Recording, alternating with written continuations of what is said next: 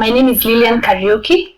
I'm the executive director for an NGO called Watoto Watch Network. And you've asked a very good question. Who's bullying them? Yeah, who's bullying them? Is it their fellow peers? Is it adults? It's that we are seeing on the rise globally that has been, highlighted by the FBI, by Interpol, is something we call sextortion. About 500,000 children were trafficked just to develop child sexual abuse material. We had an American citizen he was called Ray Kriegler, and what he was doing is he was showing these children sexual videos and telling them to act them out. A parent is very important because as much as you don't want to upset, a teenager or a child, it is still your responsibility. It's CCTV kwa nyumba. Kila kitu.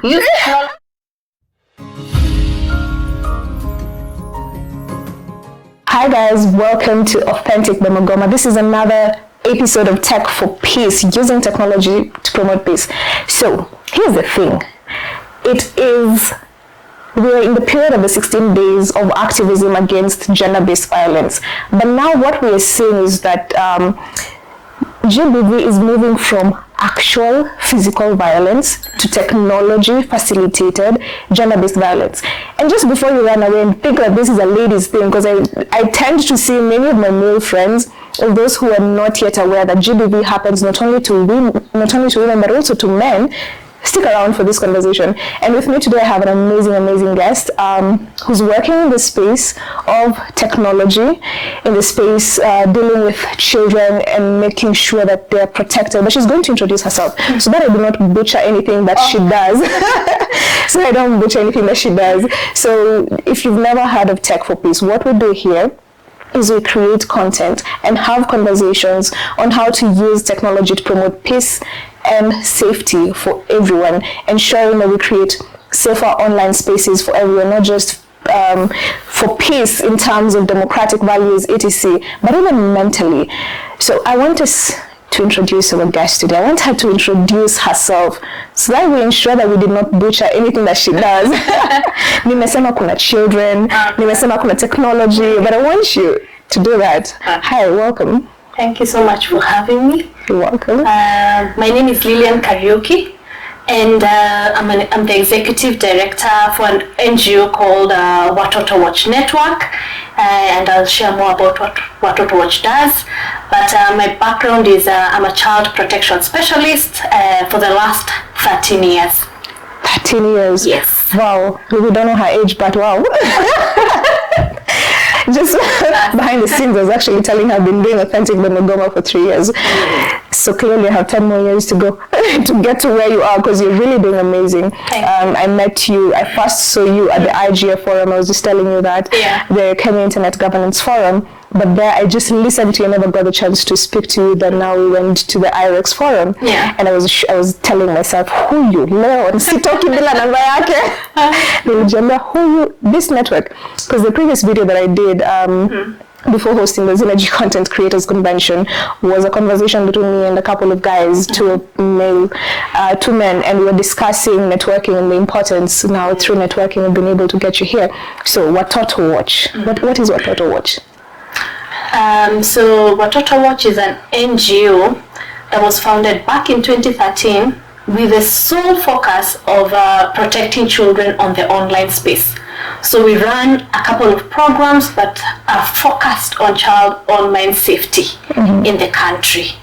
Yes. We're specific to Kenya, but I mean, online is everywhere. Global. Yeah. Why child protection?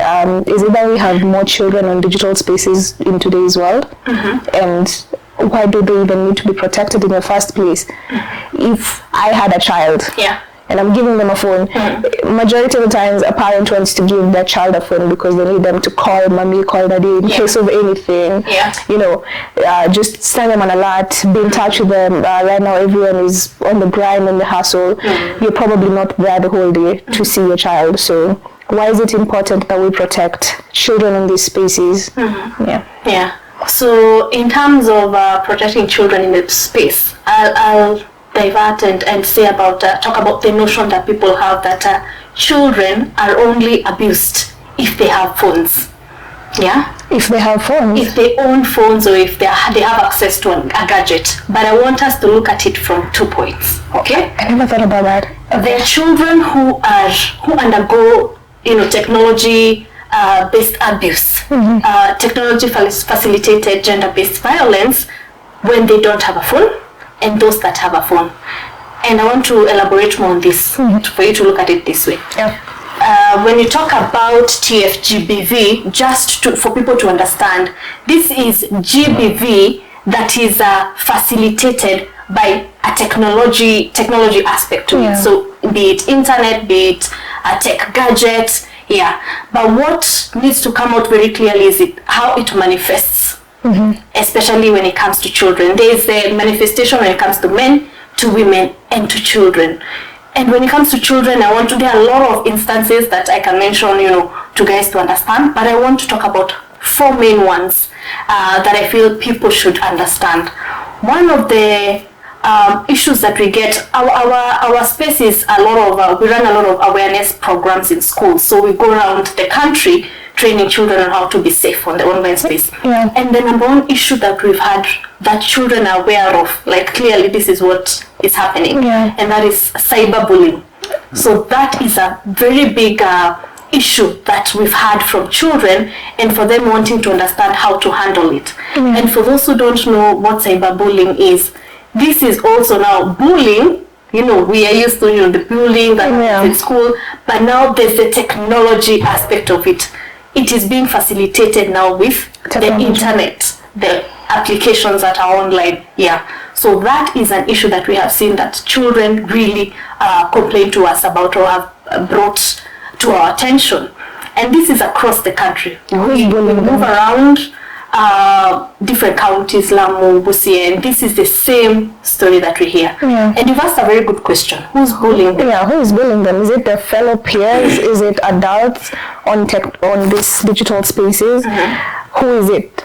Is it someone they know? I'd want to know. I'm very curious about whether it's someone they individually know or it's not someone who knows them. Because you see, the physical bullying, majority of the times you can see the person bullying you. For this, it takes different spheres. It can be someone who knows you very well. It can be a stranger. So in all instances, anyone can bully you. You can be targeted for whatever reason. And the bully, how you look at it is not you as a person, as in what intention the bully has towards wanting to target you for whatever apparent reason. But with bullying also, something interesting is we have looked at bullying, the children being the victims.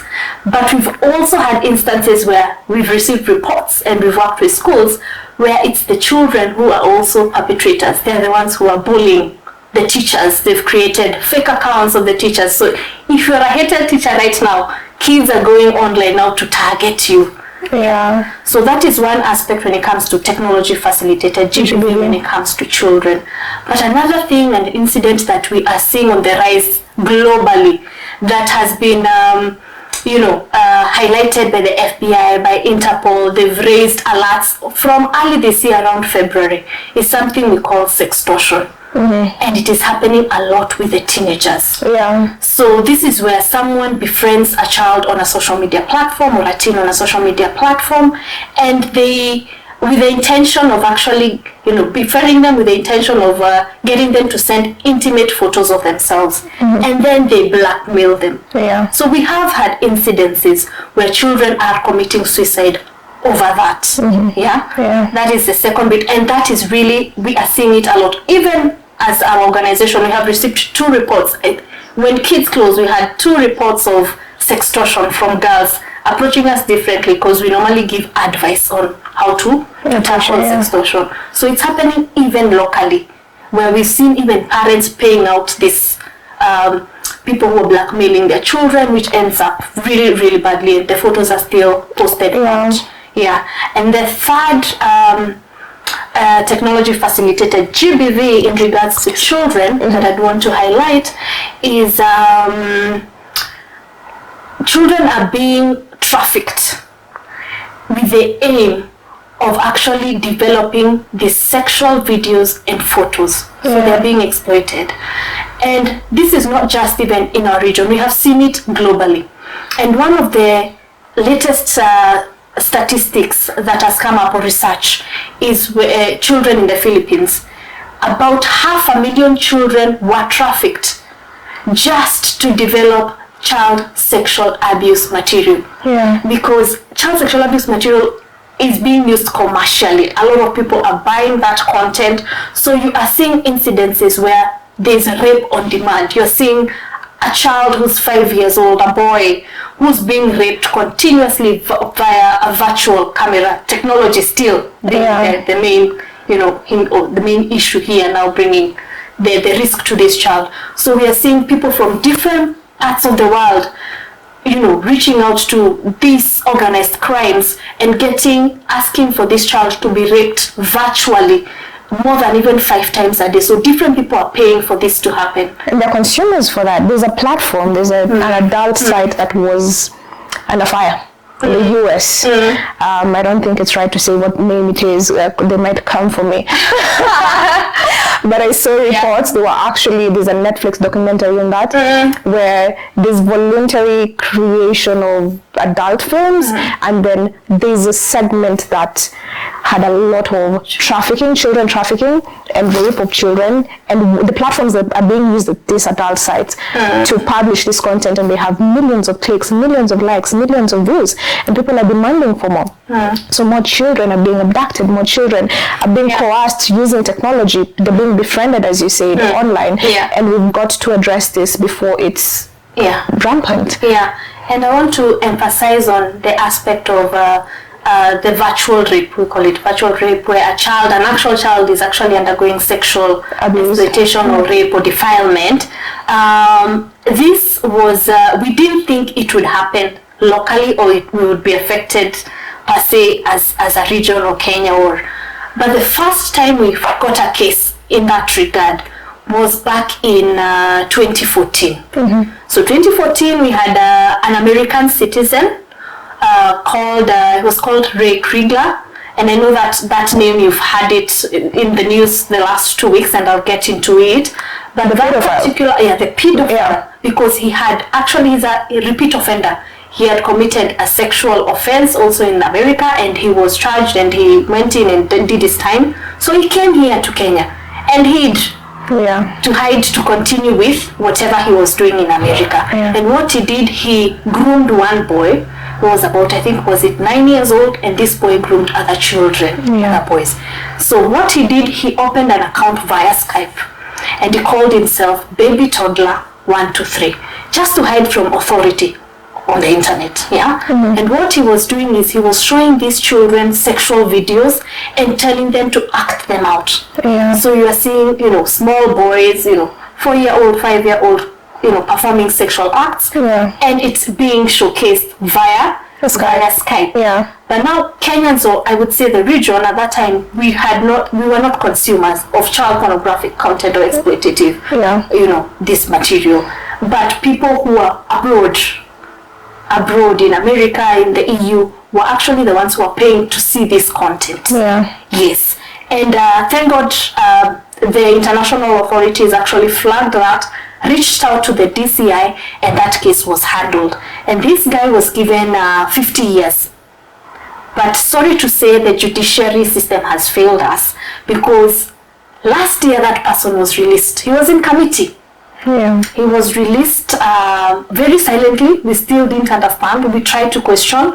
But the sad thing is, 2 months ago, he was arrested again, because he went and lived in an estate called Great Wall, and he's abused 2 other children, sexually abused other children. So in that instant is where I would say the judiciary has failed this particular child. It really has. How does a person who's given a sentence of 50 years is out in 8 years and has continued to perpetuate the same abuse to now different victims, to different children? Children as young as 4 years. That is really messed up. That is really messed up. And the way that this person or people are reaching them, because I know he's not the first one, he's the one who has been on the news majority of the times, especially recently, the way they're reaching these children is through technology or being in the same environment with these children and exchanging phone numbers or exchanging messages, So how can parents be aware? What kind of conversations do parents need to have with their children when they hand a phone to their child? And how do we ensure, because I'm very critical about creating safe online spaces, but not from a perspective of fear. I should not transfer my fear to a child. You should not do that. No one should do that here. So how do I ensure that a child is safe online, but I have not transferred a fear to them, but they are aware that they might meet this. Actually, chances are very high that you will meet this, not just online, but even physically, because you've seen the person went and groomed that child. The child started grooming other children. So that is what happens. You might think it's your peer, you're both 9 years, you're both 15 years, especially for teenagers. So you're doing to appear like you're cool, so that you're not bullied again. It goes back, it's a circular conversation, so that you're not bullied. You end up doing or practicing what you're seeing your peers doing without understanding that this has implications to your mental health, to your future, to the opportunities you can access. True. Just before I answer that, I want to emphasize the two aspects that I was talking about. So for those particular children, you see, they did not have technology, but someone close to them who was using technology to abuse them or to exploit them. And that aspect, we have seen it also when it comes to house helps. We have had actual cases of house helps who are the ones who actually abusing children sexually and taking videos of those the abuse and either selling it out or posting it on social media. So that you cannot say that child has any access to technology, but it's someone closer to them who's actually using technology in that negative way. But now there's also this other bit where the teenagers have gadgets. So these people, the perpetrators or the pedophiles, are reaching out to them directly. So even when you are discussing about solutions, you should have that in mind. How do I protect these younger children who cannot voice or the abuse that happens to them or don't understand? And then there are these teenagers who know when you sit down and have a conversation, they can understand, this is bullying, this is So the approach and strategy, even when it comes to talking to them or measures, has to be looked at even from an age perspective. Yes, so if I would say, I'll give my example, like I have a 2-year-old. So for him, he has access to technology, but it's very curated. It is something that I have watched for him to be able to watch, or a game that I've actually played, and I allow him to do that. So for a particular age, until I would say about 5 years, you are able to pick, because this needs proactive parenting. I won't even lie to you. You need to select what you feel is right for your child to watch, because the internet, when you leave it out, it's pretty open with no controls, and that's where the issue comes in. But when a child is getting old, I would say about 6 years, where you can now have a conversation about the risks, that's now when you can introduce solutions such as parental control tools. You can allow them a bit of access, open access, but as a parent, put measures on parental control tools that are available, and they are free. Okay, so you can do that. In terms of parental control tools, there are search engines that are specific, that have been developed for children, and they are age-based, because everyone now knows Google, and that's what they use. But now there's specific search engines, and I want you to direct you to our website to find out and see. We've highlighted the different search engines that act as also a filter, I would say, of some sort of the inappropriate content. So it's a form of also a parental control tool.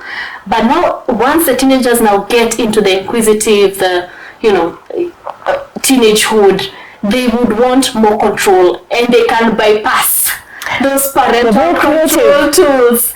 That's where now education comes in. They need to know, and education I want to emphasize, because like the incidences and the cases that we get for teenagers, they come out very strongly saying, I would not tell my parent. So majority of them would not. That angle doesn't work. When you tell them, it's something, if you see something wrong or something goes wrong, you see something that's inappropriate online, or reach out to your parent, or if someone is bullying you, they don't. But that's when education comes in, and that's where we also come in, awareness.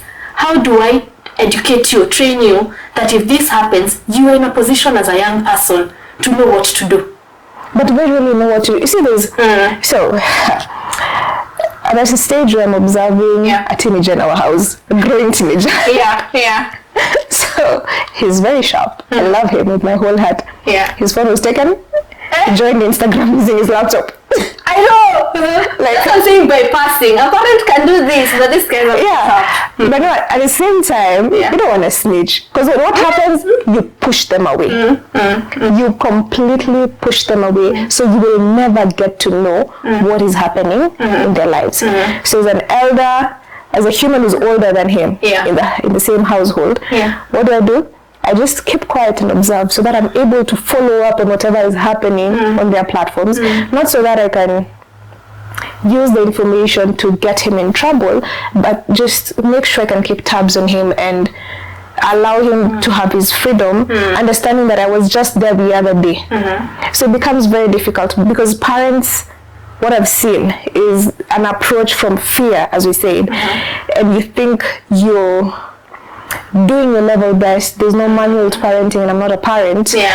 But what you're doing is you're pushing this person away, and they will not come to you in case something happens to them. But you also want to keep them safe. This is a conversation I keep on having with one of my friends. What do? I have seen this post on my cousin's page. I feel like, to me, where I'm at with my many years or few years, I'm like, okay, this might have an impact on their future, but how do I package this information so that they truly understand how critical it is that they're able to protect themselves and guard their future online? Because I have also been in a phase where I've shared some things that currently I don't necessarily regret it. You know what I mean? I don't necessarily regret it, but when I look back, I could have thought a little bit better about it. I could have handled it a little bit differently. So I think when it comes to this child online protection space, a parent is very important, because as much as you don't want to upset, a teenager or a child, it is still your responsibility as a parent. And the same discussion we had, sex education, it has to be discussed by a parent or by a teacher. There's the assumption that it is being discussed somewhere else, but parents need to be the first people at hand to control the narrative, or to be able to ensure that children are aware about what they're going to meet online. But it has to come from them, because they're the ones who are buying this gadget. So they are the first people who are responsible to have this discussion with the children. I know there's a lot of pointing of fingers, like, this apps or this big tech should be the one protecting children, but it is not. Everyone has a responsibility. They do have their responsibility towards that. But if they play their part and a parent is quiet, it won't work. It won't work. It is a parent who is there with the child who's parenting, and it needs everyone. If it's the NGOs like us, we create content or in regards to helping these parents have the discussion with the children how to do it, but you cannot take away the parental responsibility. And it's how we look at it is, it's just like sex education. You have the discussion with your child, but you still trust that even if they go out there, they are aware of the repercussions. Same thing with the internet. I will have that discussion, I will put those measures in this house, but when they go to school, there are schools who don't even have those protective privacy settings or safety settings in their computers and all that.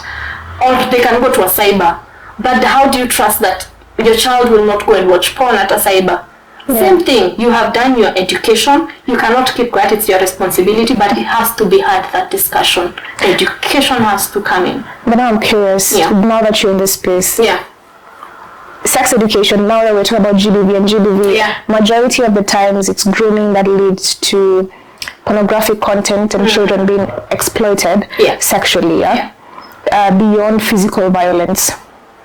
Are parents really having that conversation with children? Because we're seeing very many children still sharing intimate images of themselves on digital platforms.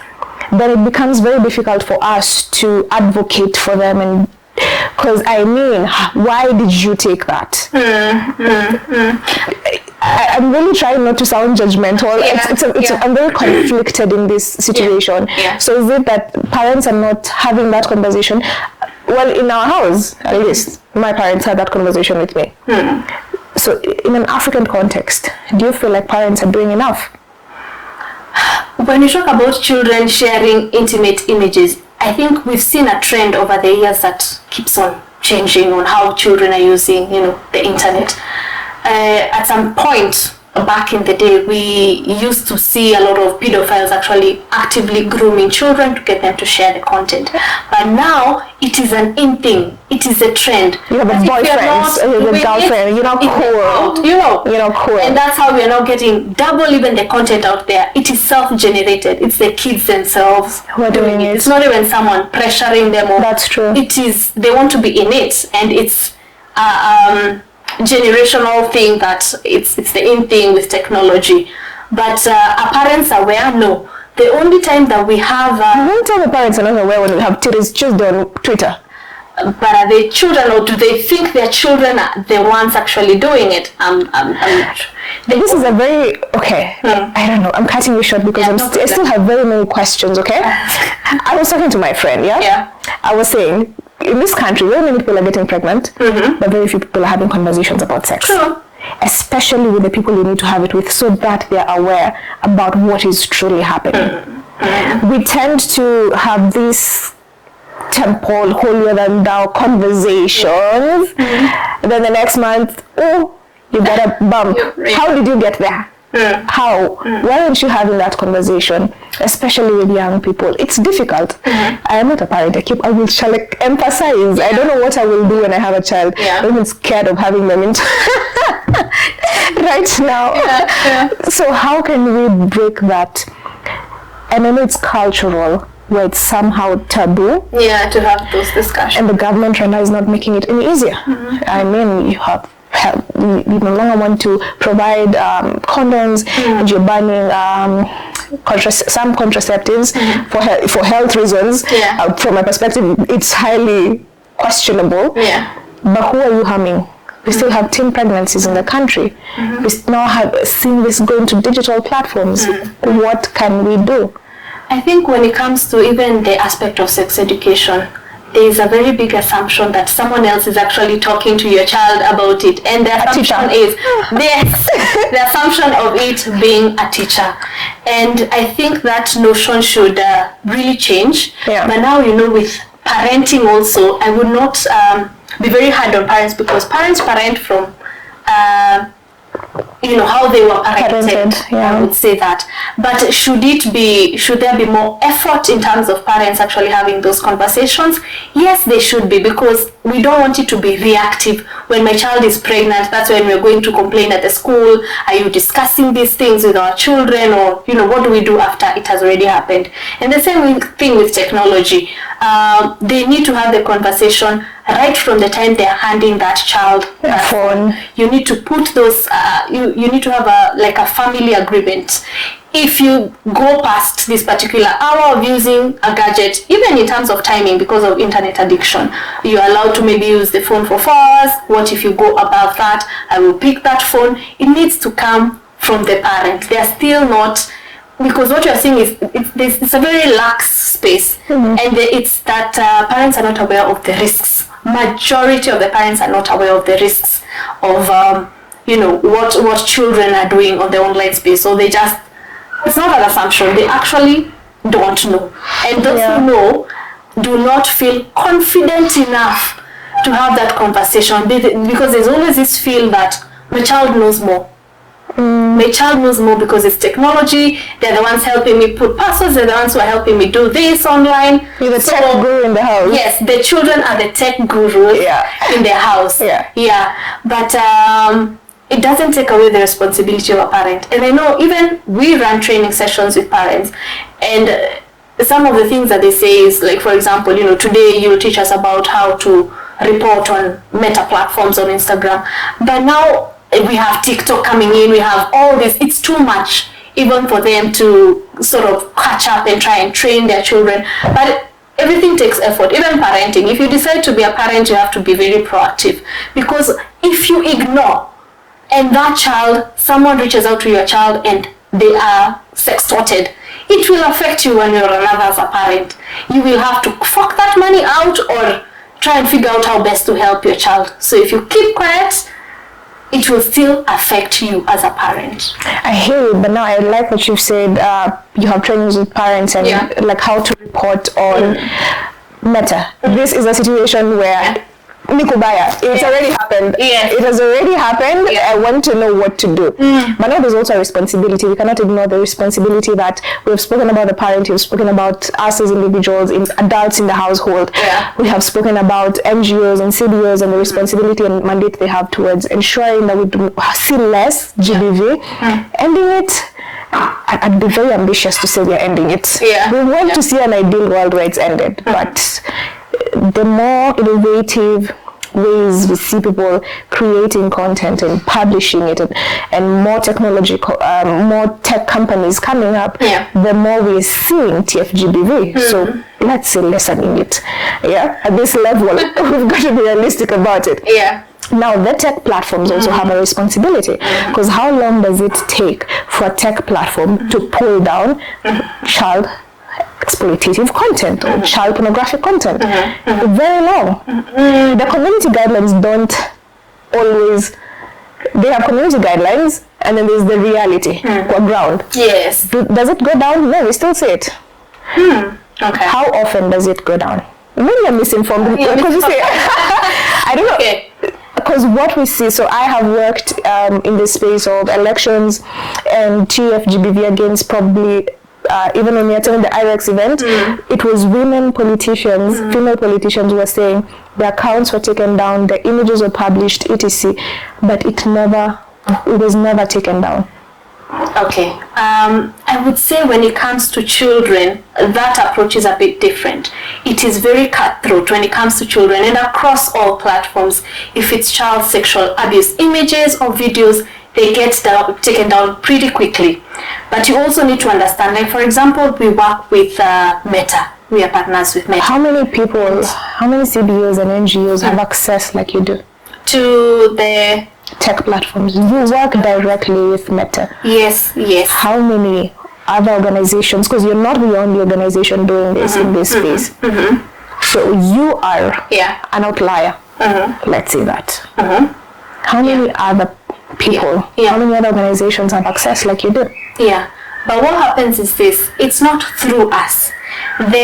Any application or any app that is put up on a Play Store, they have to follow a particular guideline for them to be there. And one of the options or one of the stipulations in the guideline is you have to give people an option to report, because they know things will go wrong, be it a game, be it a social media platform. So the report button is standard across the board. In terms of timing, I talk about children because child online sexual abuse and exploitation, we speak with one voice. It is illegal across the globe. So each being taken down, I would say, is very quickly. And if you feel it's not being taken down very quickly, you can reach out to us. For the people who know, and that's why I'm on this platform. We are called, is an organization that's called, is in a program called the Trusted Flaggers program. So these are organizations that are trained and have been put in a sort of system on how they can flag or escalate a post, a children-related post, for it to be taken down even quicker. That is if it's not been acted on very quickly. For when it comes to adults, I would say maybe that is handled a bit different, but when it comes to children, it's very quick, be it on YouTube, be it on any platform. It's just that people don't know how to report or the right way. Do people know there's a report button? Do people know there's a block button? There's very low awareness levels, but are the tech companies playing their part? To some extent.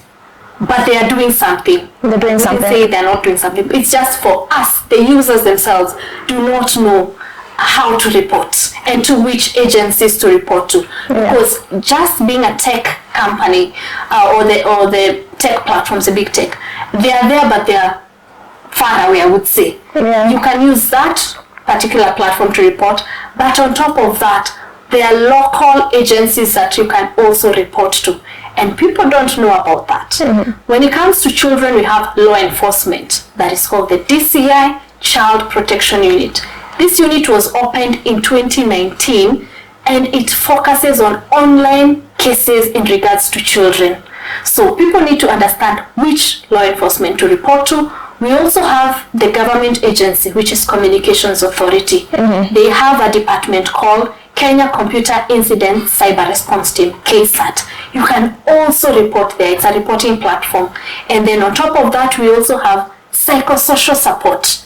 Okay, because when you're going through these abuses, it takes a toll on your emotions and your psychological, you know. So for the children, we have the National Children's Helpline, and that is 116, where we have counselors trained to, you know, to advise children or to give counseling services to them for free, through telephone, through walking to the institution, and the institution is called Childline, who runs the helpline on behalf of the national government. This is the Department of Children's Services. For children, even when it comes to law, it is very clear. If it's child pornography, it's stipulated in law, child pornography. It's not like, you know, when you're dealing with women or adults, so there's no specification in terms to that. Yeah, so that is, when it comes to children, we see a lot of action. It's just for people to know where to report, how to do it, for it to be actioned. Yeah. Oh wow! Thank you for sharing that. I am not educated. I hope you are as well. Because what I've seen, for me, I've dealt a lot with adults, and with adults, they're very. It's just very. It's not very cutthroat. It's not very cutthroat. But I mean, before I have these conversations, what I do initially. Prior to the recording is I consume a lot of content that is somewhere along that. And I recently watched a TED Talk. A lady who was talking about, so she's an advocate of ensuring that children are protected online because her daughter committed suicide. What happened is the daughter was bullied online by someone she knows. The neighbor had a child. The neighbor created a fake account and was grooming this child in the other house. The daughter felt worthless, committed suicide in the closet, and she died. So the mom actively engages different people to, because this is not directly child pornographic content, but bullying is big. Because your self-esteem as a young individual is lowered, and this has implications. But I'm glad that at least there are measures, as long as we are aware of what to do and that you have shared them. Now, doing 16 days of activism against GBV, how is it different with adults? Beyond the laws that govern this space that are still yet to be clearly cutthroat, like for children. Someone is a parent, they're abused online. We are seeing very many creatives or influencers in Kenya who are parents but are also abused online. And they have children who are watching this. What do we do about that? How can they protect themselves? I would say, you know, the online space is very tricky. Even me as an individual, there are some spaces I really have to think twice before I post, because, you know, the heat that comes with, you know, sharing your content online. But now in terms of action from the tech platforms, I would say has been very slow. For adults. With adults, especially the takedowns. But the problem is clearly they say as part of their policies they're against stuff like bullying or harassment. But in terms of action, it's a challenge. We are seeing like very slow moves towards from their end to help us take down that content. But people also are in control to some particular extent of their social media accounts. So make use of features like the block feature.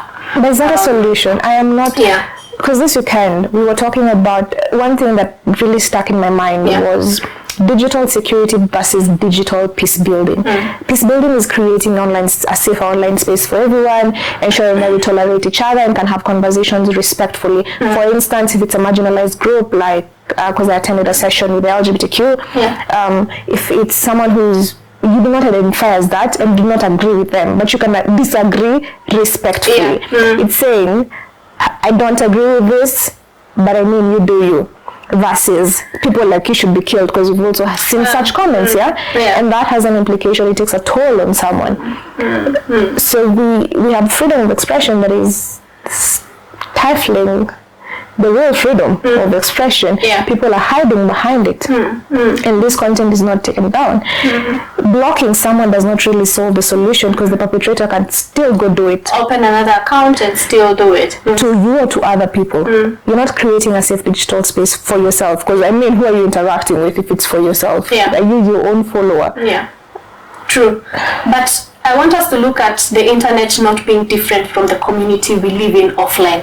So whatever is happening offline is also happening online. It's just that it's on a heightened level, because with the internet it has helped the circulation of this particular content to a wider reach and quicker.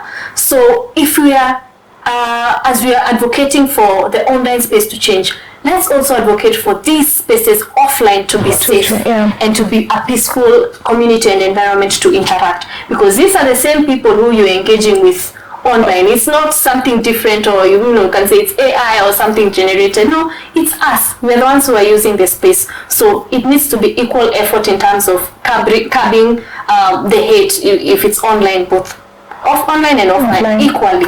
I really like that. Someone else you can also say, he does not believe that good people elect bad leaders. Our leaders are a reflection of exactly who we are. So even for digital spaces, the content that we see and that trend is a reflection of a significant portion of the society and who we are. Do you have any question for me? And it's been about you and what you do, and I feel like I have learned a lot after making this soda says.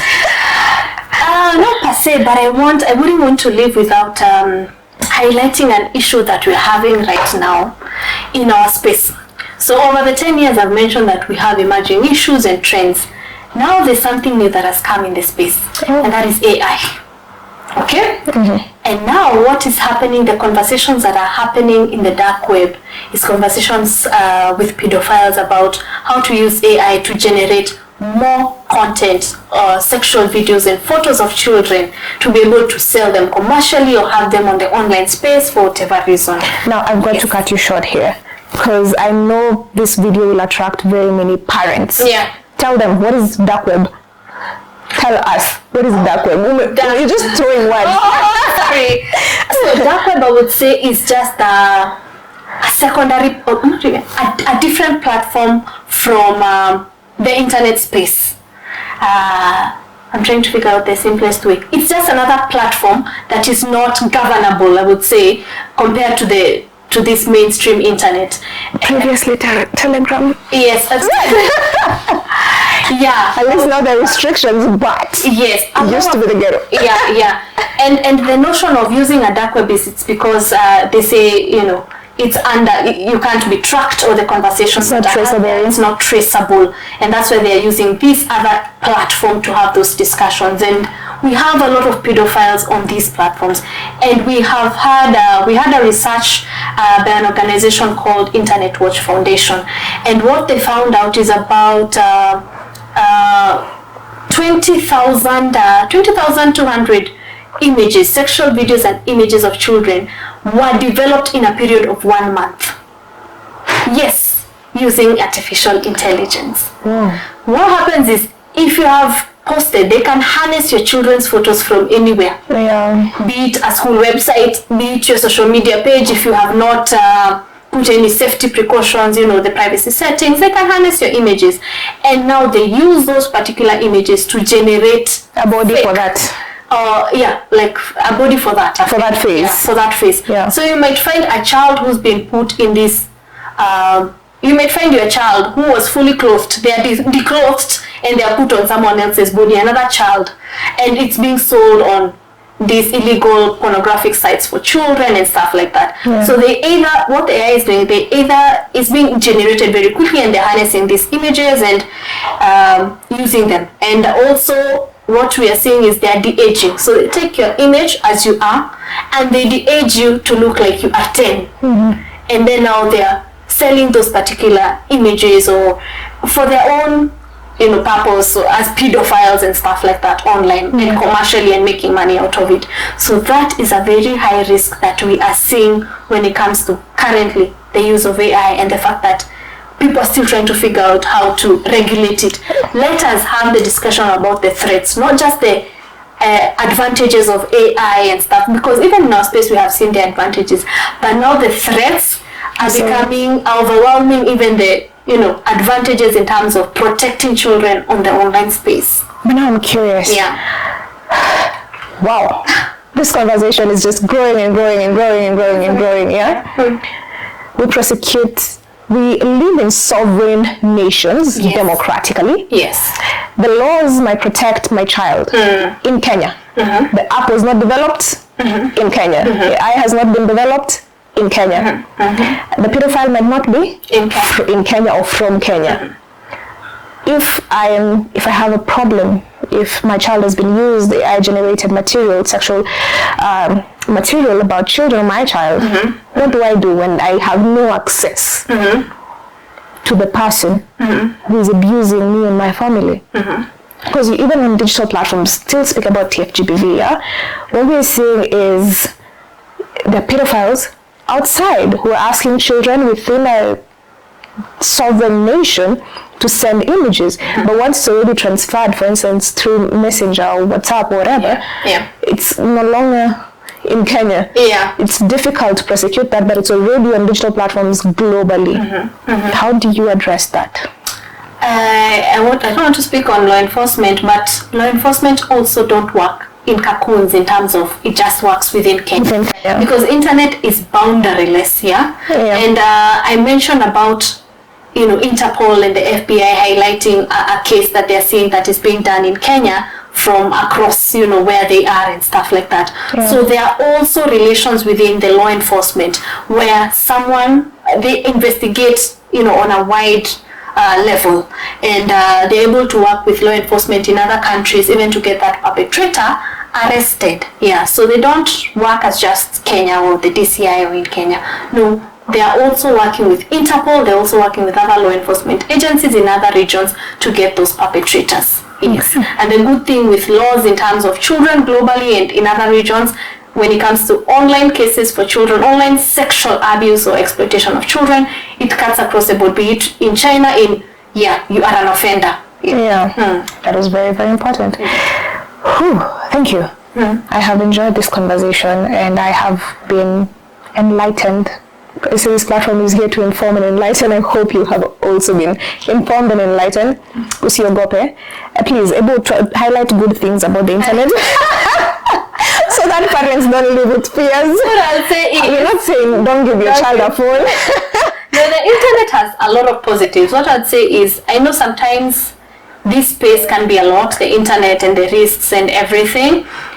We are here to advise and support you, and for free, in terms of, we have an online website. It's a free resource where parents can just take time to go and learn and put that effort towards protecting your child. Tell us the name. So in terms of advice, you can reach out to us. So our website is, just type Watoto Watch Network.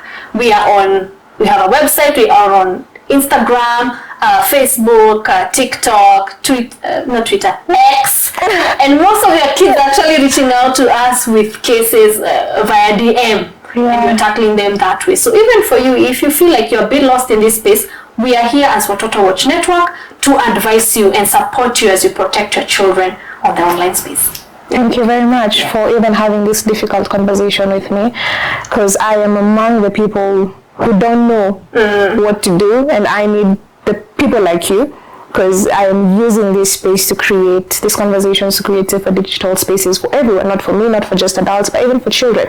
And as we continue to have conversations around the 16 days of activism against GBV, we recognize that despite the fact that women are the ones who majorly face GBV cases and TFGBV right now that it's transformed and it's ever evolving, even boys too, because it gave highlighted examples of boys were actually sexually groomed, or rather groomed through technology. So you've got to be aware, be intentional and proactive about how you're engaging with children and the kind of conversations that you're having with them to ensure that they are safe online, not in fear. We are not transferring fear. We're creating awareness here. Thank you very much for coming to Authentic Bemagoma and Tek4Peace, using Tek4Peace, the video series. I enjoyed this with you. Thank you for having me. Any parting shot for us today? I would say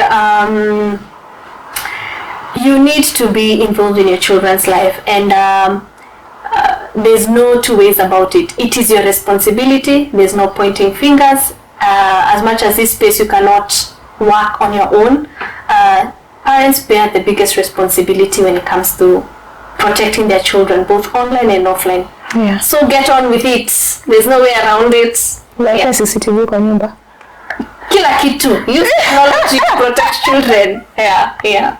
All right, guys. I hope you enjoyed this conversation. I hope you're as informed as I am right now and very aware, a little bit scared. It's good. It's a good kind of fear because we're kubad sangine. Please do like, subscribe and share. Do you want to have more conversations like this? Do you want to see her on this platform again? Do you have more questions? I feel like there are guys who will actually have more questions. I don't feel like I have fully exhausted the conversation because I am sure it's very broad and diverse. Yeah? Not just around children, but even as technology evolves. Yeah, so we should definitely have you here again. How did you feel about the conversation?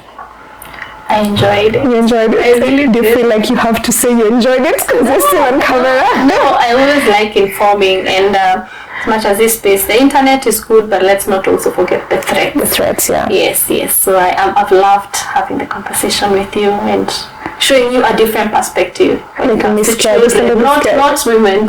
Children. Yeah. I mean, the children grow into men and women. So we've got to educate them as well. We can't forget them in these conversations and creating safer spaces for them. Guys, please like, subscribe and share and leave a comment down below. Goodbye. Wait. Umeangalia watoto watch website. Fast, seek information and more awareness, clarity from Watoto Watch Network. It will be right here. You see this name? Watoto Watch Network. Go look for them, have a conversation with them. They also have trainings for parents, as she said, and reach out to them to ensure that we create safer digital spaces for everyone. Goodbye. Cut.